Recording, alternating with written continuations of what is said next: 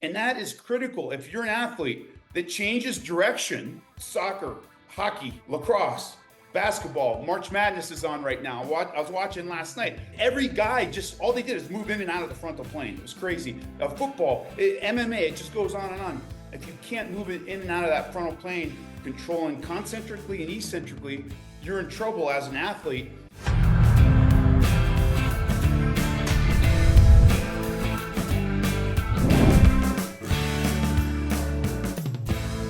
All right, hey everybody, welcome to episode 403 of the Strength Coach Podcast, brought to you by Perform Better, the experts in functional training and rehabilitation at performbetter.com. You know that we alternate episodes every week. Coach Boyle one week, a strength coach the next week. This week, I got on my buddy Pete Holman. He's a licensed physical therapist, CSCS, U.S. National Taekwondo champion and team captain, and inventor of the TRX Rip Trainer, Nautilus Glute Drive, the Escape Barrel, the Golf Forever Swing Trainer, and his latest product, the Glute Slide. So that's really why I have him on today. I have the Glute Slide. I love it, training for some hockey, and I really just wanted another way to train laterally. When I saw it, I just thought, wow, this looks really good. It started to get me thinking more about the hip and how complex the hip is, and am I doing enough with my clients to train the hip? So I wanted to get Pete on to just do like a deep dive into the hip and then really use the Glute Slide, some Glute Slide videos. So it's kind of cool. This is really one of the first episodes where I'm able to kind of do that. And now we're overlaying some cool videos when Pete's talking about and showing you some samples of some exercises. So great interview with Pete, and I think it went really well. And you'll see how cool that the Glute Slide is, and you'll learn a lot about the hip as well. Let's talk about the Perform Better Summits coming up in Chicago starting June 12th to June 14th. I'll be there. I'll be hanging out. So if you're going to go, shoot me an email or just come by and say hi. Long Beach, July 17th to 19th, and Providence, August 14th to 16th. Coach Boyle will be at Providence as well. Similar to last year, opening on Thursday, 3 business talks this year. So very cool that they're kind of sticking with the one track on that day. And then Friday and Saturday, kind of business as usual with the lectures and the practicals.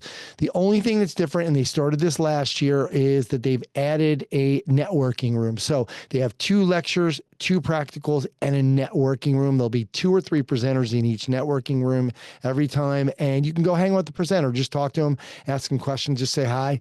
It's kind of a cool feature. Chris got a lot of great feedback from that last year, so he decided to bring it back. As always, the social on Friday night, great time to kind of catch up with some of the presenters as well, and your other attendees as well. So if you do go to that, come by. I will definitely be at the social. There's a lot of new speakers this year, and there are no more Sundays, so it's kind of cool. You kind of get home early. So I really like that feature. But you can check it all out at performbetter.com. Lots to get to. Let's get on the phone with Pete Holman.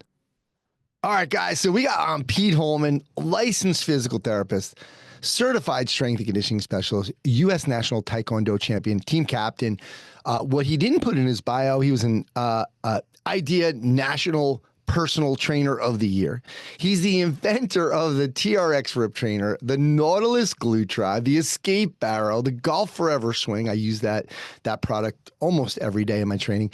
And his latest product, the Glute Slide. We're going to talk all about that today and the hips, and it led me to a nice conversation I'll talk about in a minute. But Pete, thanks for doing this, brother. Hey, man, I'm so excited to be here, and thank you for the platform. I mean, I've got an adolescent daughter, so anybody that will actually listen to me, it's just hallelujah, amen. Exactly. Pete, as you know, I got a Glute Slide.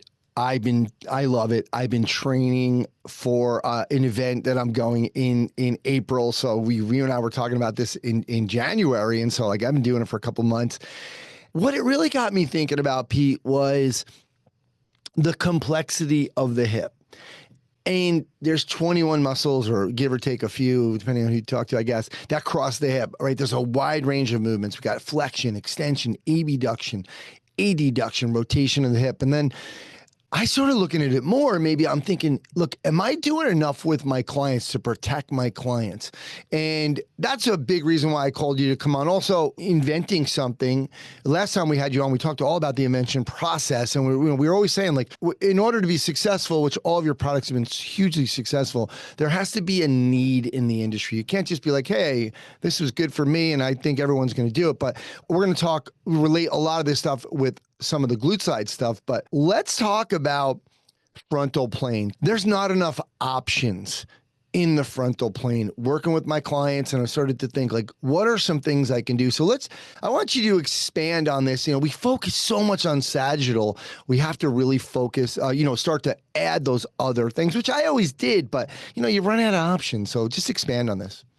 Yeah, well, so the hip, being a high level coach and athlete myself, there's two things I always look at when I assess a new client or athlete.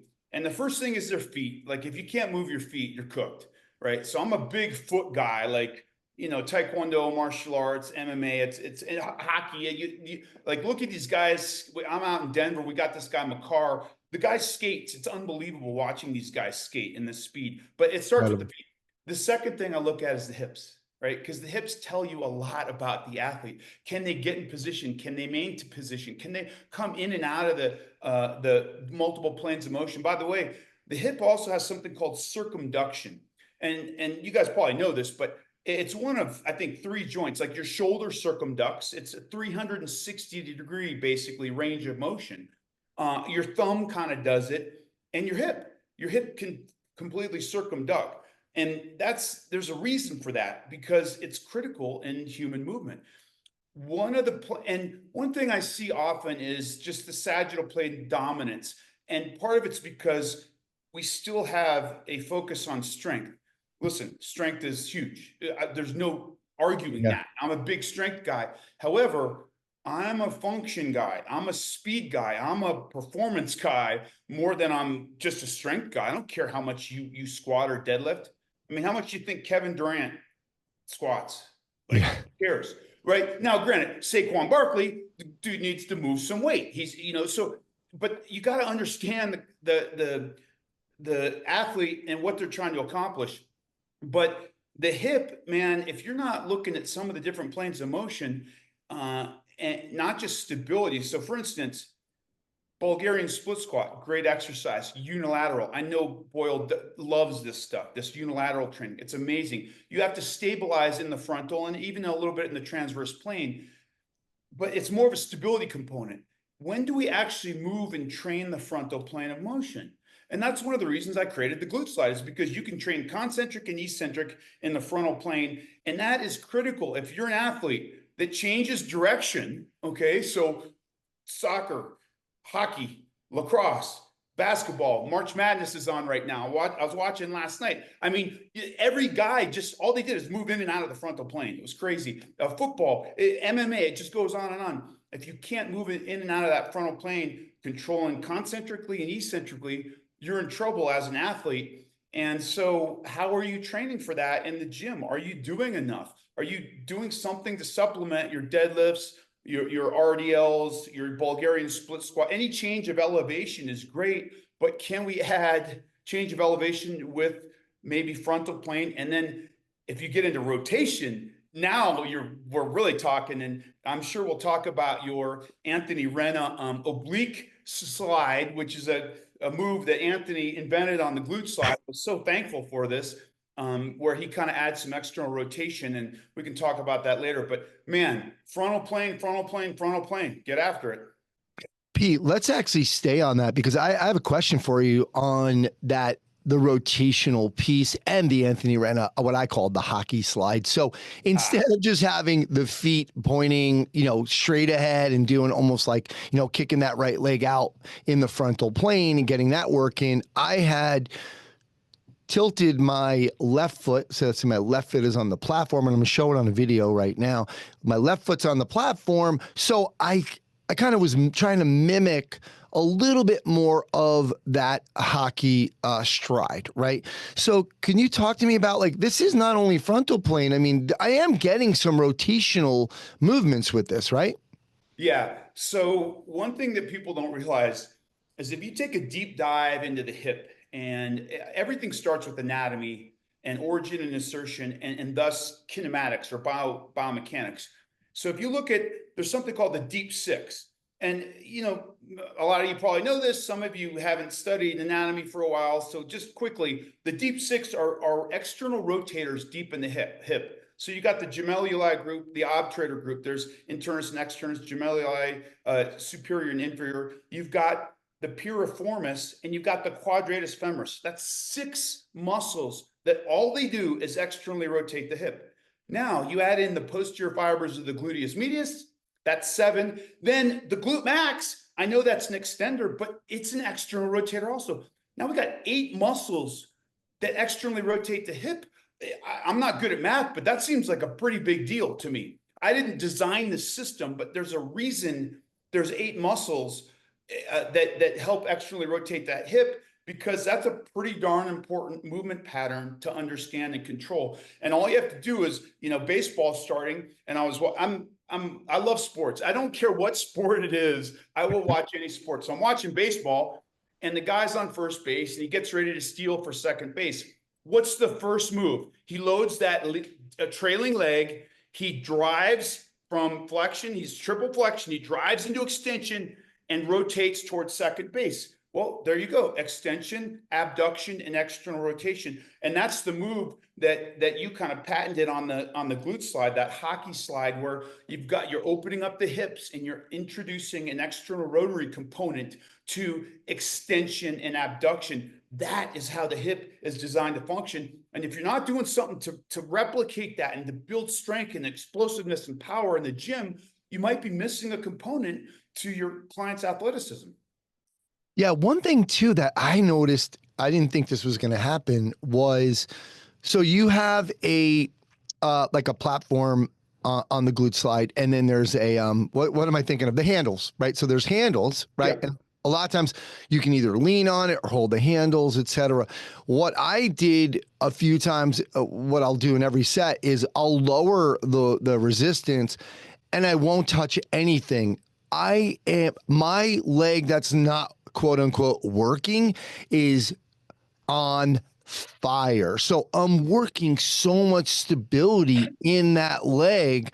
I don't know, like I wasn't expecting that at all. Is that something that you discovered, or were you like planning on that? No. So a couple things. When I started designing this machine, I did not have handlebars because, again, I'm kind of a functional guy. I like Yeah. I like speed, strength, power, endurance, all that stuff. But balance, to me as a martial artist, I came up, and you had to balance on one leg all day long. All I did is kick, and you're on one leg. And so balance was a huge component. So I thought, you know what?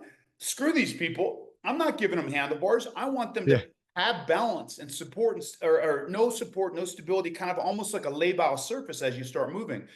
And then what I realized is this quote rings in my head, and I'm blanking. I think it's either Mark Verstegen or maybe it's Tom Purvis, one of these famous guys. But they said isolation before integration. Let me say that one more time. Isolation before integration. Now, I came up really training in the functional training era, like late 90s, early 2000s. So it was Juan Carlos Santana, for you guys that are older or know, and Mike Boyle was in there, and people were doing crazy stuff. But that quote rang out in my head, is like, if you're trying to integrate movement patterns and do complex multi-joint dynamic movement patterns, you better have all your muscles firing on point, right? It's like a Formula One race car that's not tuned up, and everything's wound up, but your suspension's not on point, your brakes aren't dialed in, your rocker arms and pistons aren't balanced, and it's just the system's gonna blow up. So how do you tune everything up? You isolate muscle groups. And how do you isolate muscle groups? Is you create stability. It's okay to do a plank on the floor, and then get up and do a chop and lift pattern in half kneeling, and then, or tall kneeling and then half kneeling, and then get up and do pull-up presses, and then start to do rotational work, cylinder rotations, then start to disassociate, and then you're throwing medicine balls. But you don't just take some athlete on day one and start throwing medicine balls. So the same is true on these frontal plane movement patterns. The reason I have the handlebars is that it allows you to be comfortable and stable as you're learning this, or as you're practicing this frontal plane movement pattern, as you're adding resistance, as you're feeling your glutes. Are they firing? Is that lateral glute, that glute medius firing? Are you getting the external rotators? Are you getting the glute max? You feel that stuff. And then what you did was so instinctive is that you started to migrate away from the stability, right? So now maybe your leg comes off the vertical handlebars and you're still holding on with your arm, but now you've got a little bit less stability, there's a little bit more dynamic control. And then at some point, nothing's touching except your foot. Now, let me tell you, it's on, it's balance, it's control, it's stability. Now, can you develop power and explosiveness without that stable platform? And by the way, something that you don't know is that we're producing upper body chords. And I might show that here in a video. Very excited about this, but now you can even add, so there's no stability and you're introducing an upper body movement pattern, like a cross extensor reflex pattern, or, reciprocal arm and leg motion into that. So now you're challenging balance and integration even further. So it's nice to have that kind of stepwise progression and subsequent regression depending on where your clients are. Yeah, absolutely. And one thing too is, for me, is Coach Boyle always talks about this logistics. I mean, it's just boom, go right on it. Now there's no find a sled, find the room, or even having the cuffs on your ankles, which is kind of a pain, and then getting the cable machine and going into that. So I found that to be really annoying. And this just, boom, I'm banging those out. So that was another huge advantage from a logistical perspective. Yeah, well, so I've actually met the guy, super cool dude. The Ultra Slide. I'm sure you're a hockey player. You've Yeah, used yeah. the Ultra Slide. The thing's Yeah. awesome. But it's a process. You kind of got to put on those little booties, and then there's a learning curve, because it's not like being on skates. It's different. And granted, there's some benefit to that neurology, that learning curve. But then, now I want to overload it. Well, now what do you put a harness on and then hook up elastic resistance to a squat rack? It's just this huge process. What's great about the glute slide is, you just hop on there. You can change the resistance with the push of a push pin. Love There's that. 6 different levels of resistance. So, if you have a big, strong athlete that's maybe 19 years old, get on there and boom, boom, boom, boom, that they're rocking. And then the next athlete is 14, they're developing, and maybe you only want, a third of that resistance. You can just pull those push pins up, or they can do it. You can teach them how to do it in 2 seconds, and they can adjust resistance on the fly. So it works really well in a group environment, a small group environment. And that's one of the things it's not everything I come out with is, like, for instance, the Nautilus glute drive. I thought that was a great invention, but it's not like you can't do hip thrusts without a glute drive. You can do a hip thrust. You just have to get a barbell. You got to get the weights. You got to get the bench. Maybe you need a pad for your waist. And all of a sudden, this whole part of the room is dedicated to your one little exercise. You're pissing everybody off because you're using all the weight plates, and it goes on and on. Well, the glute drive by Nautilus is just a way to organize that. It's a one machine. It's really quick on and off to adjust. So you're right. It's about functional. It's about functional utility and efficiency in your gym. And as you know, an athlete comes in, and they come strolling in 5 minutes late, because that's what cocky athletes do. They're just, and then, they've got an issue that you got to address, maybe evaluate, diagnose. They got a little tweak in their low back. So now you're 10 minutes into the session, and they just broke up with their girlfriend. Now you're 50, next thing you know, you're like, man, I don't have enough time for this. So efficiency, when you're working with these athletes, man, every minute is valuable. And so, if we can shave a few minutes off of that with the one-stop shop, it's a great, avenue to have. Yeah, you look at Coach Boyle, you look at MBSC. I mean, everything is about logistics, and they got those pods set up, and everything is about that. And look, Coach Boyle even said in that video, he was talking about a meeting, and then they showed, they ended up putting the video on their social media, just talking about And he doesn't like a lot of quote unquote machines, although this isn't a typical machine, but he was like, no, he said, even if you just did this one thing, it's worth it, but there's plenty more to do. Pete, I want to, because this is my show and I want to talk more about me now, the groin.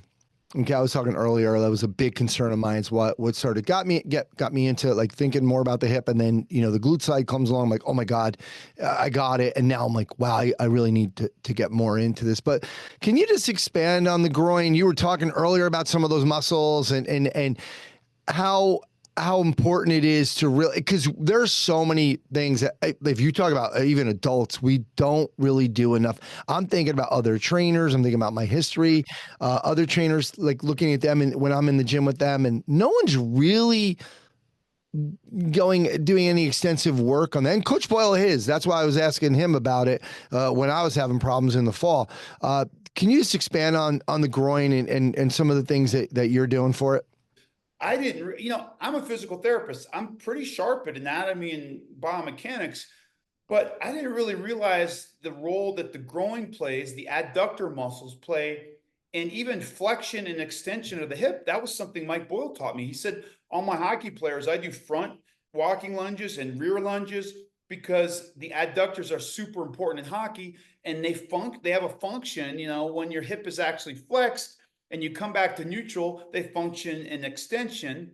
And then when your hip is actually extended and you come back to neutral, like a parallel stance, the adductors function in flexion. That kind of, I'm not going to say it blew my mind, but I was like, I never thought about that. Yeah. That was but the other thing is, I was doing some work in the early 2000s, and somebody sent me a video on Copenhagen side planks. I'd never done these. I didn't really know what they were. And so I said, oh, cool. I'll throw this in. I tried them. I'm like, I love this, man. What a great adductor exercise. So I started having clients do it. And I mean, it was almost scary how weak these people were. I'd focus so much on the hips and abduction and extension of the hips, the powerful glute muscles, because in my opinion, those are extremely important. However, if you're watching this right now or listening, do me a favor. Take your hand and grab underneath, don't get weird, but just grab your growing muscles, okay? So kind of grab a chunk of your inner thigh up high and just squeeze that. That's a massive group of muscles. I mean, you got the adductor longus and the magnus and the brevis, the pectineus, the gracilis drops down there. I mean, that's a lot of adductor strength. And once again, I didn't design the system. There's a reason for all these muscles, because it's the adductors don't just play a role in bringing the leg towards the midline of the body. They play a role in kind of eccentrically controlling the leg as it goes out into the frontal plane. Think hockey. You pull a groin in hockey, you're kind of in trouble, right? They play a role in stability when you're on single leg support. So, you got the hip extensors and the abductors. We talk about the glute medius and the Trendelenburg gait and all that stuff. Well, the adductors are all connected to the pelvis too. So they're controlling pelvic position as well. So adductors are super important. One of the things that I'm really excited about is we just launched for the glute slide what's called an adductor block. Actually, I've got one right here. I'll just show it for the fun of it. And mine's in the mail right now. Yeah, yours is in the mail. It's coming, buddy. I'm telling you, it's going to change the game. So it's very simple. It just goes on the distal end of the glute slide. And so now instead of doing frontal plane kind of abduction, where you push your leg away from the midline of the body, you can stand on this and do adduction, and you can overload it now. So now you could do resisted adduction and progressively overload it. I don't think there's another machine out there that you can do this with, except those ones that the butterfly machines that you're sitting down in gym. And that's fine. Those are great, but you're seated in a position of complete stability and function. So maybe isolation before integration, but then at some point you got to get standing upright. You got to have a little balance component, and then you got to pull that sucker in. And you can be in triple flexion and pull it in. You can do goblet squats and work on adductors. You can have your legs straight and be like in a V. I call it a V slide, but a V adduction slide, where you have long levers. And let me tell you, a long lever with, stretched out on these adductors, even one cord on this machine, it's like, whoo, it gets your attention. So sometimes you'll get like a little adjustment of your pubic symphysis, like if you haven't done this in a while and you're kind of, whoo, But man, if you're not training your adductors, again, back to the frontal plane, like, Yeah. let's get this hip firing on all cylinders. I just want a side note on, you just said, even if you only had it on one band, I got to say, I love that system, because what I do as a warm up, I'll only do like 2 easy ones as a warm up, just get it going for each exercise. It's almost like every time I deadlift, I grab the 45-pound bar. I tell all my clients, look, we're doing the 45-pound bar. We're just doing 3 reps, but we're picking that thing up first, reinforcing good form. And I really love that about that. It's so quick and easy to be like, boom, because, a bar is a bar. So it's easy even on the deadlift. Cool. We're going to do this first. The bar, we're already using the bar. Great. But I love getting on the glute side first and just putting it on easy. And then I actually finish it with that, because I'll work on speed I know we're not supposed to work on speed at the end, but after I do my strength, my last set is always quick ones. I bring it down a notch and I bang them out really quick. So just a cool part of the feature with that. I love it. And by the way, you said that. I know there's general rules, there's generalities to strength training. But I'm telling you, I break rules all the time in my programming. I mean, I've worked with, martial artists a lot in my career, and mixed martial arts. I know you're trying to train speed when you're fresh, and there's a neurological component and a neurological fatigue. Well, what happens in the third round of a fight? And you're trying to get to the next level. And it's 1-1, and you're trying to beat a dude or a gal in the third round, and you're smoked and you're gassed. You still have to perform with speed and power. Well, have you ever trained yourself in that kind of deficit?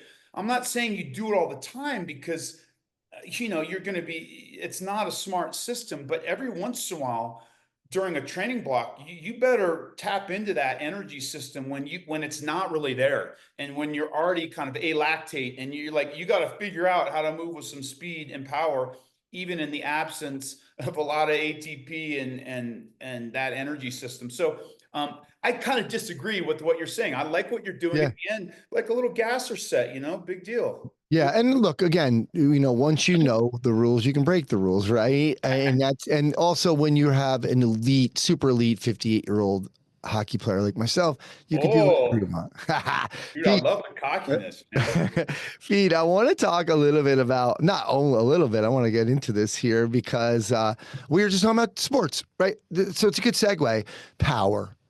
The importance of speed training, and really the eccentric control piece has been really, over the last couple of years, a lot of people have been, hey, and we know, look, you don't get hurt jumping, you get hurt coming down, right? So we've always kind of tried to teach people these things, but sometimes the eccentric control piece can be a tough thing to train. Let's talk to me about you, because number one, as a martial artist, you've had to work on power and speed your whole life. And again, training your daughter as a volleyball athlete, you've had to make sure, hey, how do I keep her healthy? How do I make sure she's jumping and landing all day long on the, when she's playing? So just talk to us about your take on power and speed training and eccentric control. I'm a huge eccentric guy. And I'm not just talking Cal Dietz, triphasic stuff. I'm just from jump. I'm always watching how people decelerate their body and decelerate weights. And when you start manipulating that rate of deceleration, that's when it's kind of like they're standing naked in front of the mirror. There's no hiding, right? You either have the neurology, as Mike Boyle says, the wiring. I love that. You got some kids got good wiring, some kids got bad wiring. And if you have bad wiring, it doesn't mean it's bad forever. It means you just got to dial in and work on that wiring. But it is a truth serum when you start trying to control and manipulate deceleration. And so that's something I do with everything. One thing that's really unique about elastic resistance is that it allows you kind of this smooth, buttery acceleration phase or arc, right? You can really explode into the move. But then at the end range of motion, keep in mind you've got a stretched elastic that now has a boatload of stored kinetic potential energy. And that energy is going to go somewhere, and it's going to come right back into the resting state of the elastic resistance component. So your athlete can either control that smoothly and efficiently and effectively, or they're all over the place. And so a lot of folks that have been doing primarily free weights, and I know Olympic lifting is, some people are big on it, some aren't. There's a huge learning curve on Olympic weightlifting, but what I do like about Olympic lifting is that catch phase where you can decelerate and control heavy load. But at the end of the day, unless you're using light weights, the load isn't that fast. It's coming down at a slower speed compared to elastic resistance that you fire out fast, and then you got to control it. And so one of my favorite books is called Super Training. I don't know if you guys have ever read Super Training, Mel Sip, and Yeah, sure. take a look at that at some point. It's not like a light read. It's kind of intense and intimidating. It's like anatomy trains or something. You're like, oh God, here we go. I'm going to give it a shot. But one thing that he talks about in there's a great chapter on eccentrics. And I really didn't think about it so in depth until I read this chapter. And it was about transition time, right? So your ability and I always use this, flip the switch, right? It's like a light switch. And in martial arts, like everything's is just so explosive and fast. And if you can't flip the switch, you're done. But really what they're talking about is how fast can you transition from a concentric to an eccentric contraction and then back again? I mean, so if you think about a 3 or 4 punch combination, I mean, that happens like in milliseconds. You think about, I talked about Makar skating and there's a breakaway and boom, boom, boom, boom, and then a quick wrister in the top shelf. I mean, it happens so fast. And that's his ability to control. He's not a big, strong, massive dude. He doesn't squat 580. But he can move so fast, and that gives him that explosive power. So are you guys in your training doing something to consistently work on that transition time and narrowing that transition time so that your athletes can flip the switch? Well, I like to introduce some elastic resistance in conjunction with free weights, or select rise or pneumatic. Pneumatic's another way to go if you've got that set up. But the glute slide is great for this because you got the elastic resistance. You can explode in the frontal plane. You can explode in the sagittal plane. You can even do some core stuff on there that's great for overloading the system. But you can start to work on that transition time, concentric to eccentric and back again. And once you get that nailed and smooth and buttery, you're a more efficient athlete, you're more explosive athlete, and you're going to be more effective at whatever sport you're playing. Absolutely. Pete, talk about the bands, the resistance bands. Like, what are some kind of go-tos for using resistance bands? Well, I mean, again, the benefit of them is that you get that explosive, when you talk about speed training, and the research is all over the map on this, but somewhere between 30% and some say 60% of your 1 rep max. I've always found that the lighter you go, more closer to that 30-40%, that's where you get that acceleration arc and you can really get moving, and then you have to subsequently control that. However, depending on your position of your lever arm, so let's take, for instance, a frontal plane abduction movement pattern. And instead of getting down low in an aggressive hockey stance, let's say your legs are straight, completely straight, almost like a Pilates, like a move you might see in Pilates. Yeah. And I call it a V slide, where you end up kind of with your legs straight in a V position, and then you come back towards neutral or towards parallel. I don't care how fast you're trying to go, even with a couple bands, it just doesn't go that fast. That's a strength training move because you've manipulated your joints. Now you've got a long lever and everything's moving only from your femoral acetabular joint, right? It's that hip joint into abduction. So there's ways to manipulate the system and to slow things down and train for strength. The other thing is we do offer a Pro Pack cord. So we've got 2 cord suites. One's the medium that comes with every unit. And then we have a Pro Pack, which is a black cord, and they're heavier. And so, man, you put 6 black cords on there, and even at the start of the motion, it's like and when I talk about flipping the switch, if you don't flip the switch, you can't get the system moving and you're kind of sunk. So it's kind of a weird neurological hack where, I mean, I guess it's not dissimilar to doing a snatch or a clean or something. Like you can't half-ass it, Yeah. excuse my language, but Yeah. you go and you either go and get it, or you kind of, your Golgi tendon organs, scream at you and you fail or whatever, but you can't ease into it. And that's part of athletic training, that you got to put your athletes in a position where they are not allowed to ease into something. They got to explode and flip the switch.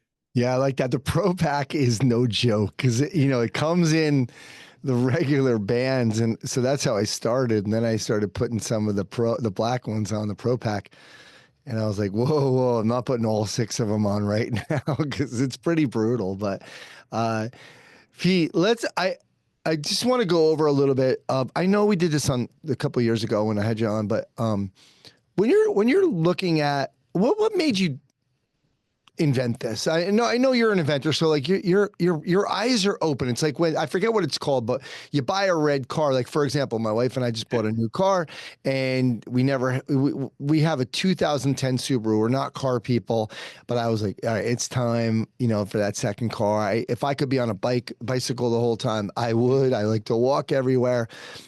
But now we're seeing this car everywhere, right? So I know as an inventor, your brain is you walk into a gym and you're thinking, "Ooh, you know what's missing here?" Or you're training and you're like, "You know what I could use in training right now?" Just talk about that process really quick, because I find it interesting personally. Is like, what made you come up with this? Yeah, I'm basically, you saw me setting up for this podcast. I'm kind of finicky, I'm picky, I'm a perfectionist, and I don't mean it in a bad way. I I see problems, especially in my industry, and then I want to create a solution because my goal and my mission, which sometimes gets lost, and you guys, everybody listening to this podcast, for a second, like pat yourself on the back, give yourself a chest bump. Our entire mission is to help our clients or our patients actualize their human potential in health, fitness, and wellness, and athleticism and vitality. That's what we do. That's all we care about. So once I started creating tools, I thought, man, this is actually, I'm kind of exponentially helping in a way, because I've got products on 6 continents. There's people in Belgrade, Serbia doing the Nautilus glute drive. I hope they'll be doing the glute slide in the next couple of years. And that puts a smile on my face, because I think without your health and your wellness and your vitality, and then obviously athleticism, you're not as happy as a person, as an Yeah. individual. So I try to solve problems. And the way this came about, I was in Aspen, and there's a place called Jour de Fête. So if you ever go to Aspen, they've got a breakfast burrito. It's a pretty good breakfast burrito. It's Jour de Fête. So I go get the breakfast burrito. And as I go by there every other day to get a burrito, there's a place called the Tonic Method. And it's like a mega former, like a Pilates class, a group class. Yeah. It's really cool.